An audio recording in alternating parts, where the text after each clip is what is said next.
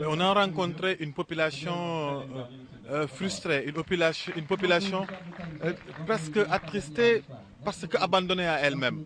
On a rencontré une population qui, depuis des années, est en train de subir des changements profonds dus à l'homme, malheureusement de son environnement, et une population qui est aussi abandonnée dans ces problèmes-là et de ces frustrations.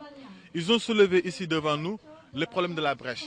Parce qu'on n'a pas voulu que Saint-Louis soit inondé, on a abandonné ces populations villageoises, quitte à ce qu'il n'y ait plus de terre ou cultivée, quitte à ce qu'ils changent radicalement leur façon de vivre.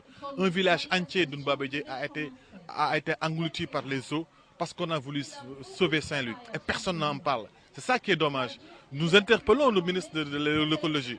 Il paraît qu'il était venu ici, mais est-ce que c'est suffisant de venir juste se voir? Il faut résoudre ce problème. Gandiol a souffert du barrage de Diama. Dans les études d'impact, personne n'a pris en compte cette population qui vivait avec l'eau douce et qui, d'un jour au lendemain, se retrouve avec l'eau salée. Tout leur comportement a été modifié. Personne n'en parle, ils sont abandonnés à eux-mêmes. Mais pire, cette population qui continue malgré tout de se battre et à continuer à cultiver de l'oignon rouge, aujourd'hui, il n'y a pas une seule piste de production pour sortir cet oignon-là qui risque de pourrir dans ces terres.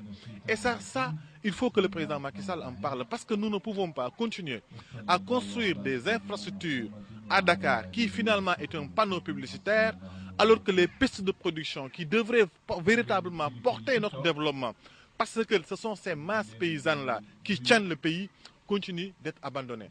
On ne peut pas développer un pays comme ça. Ce qu'ils disent, c'est rien. C'est dire, nous voulons juste 5 km de route pour acheminer nos oignons. Nous voulons juste qu'on trouve une solution sur l'eau qui est en train d'engloutir notre village. Mais là, on ne sent pas l'effort. Mais heureusement que le mouvement Yanamar, quand nous sommes venus, nous sommes en train de réfléchir avec les jeunes pour essayer d'engager ces problèmes avec des solutions participatives.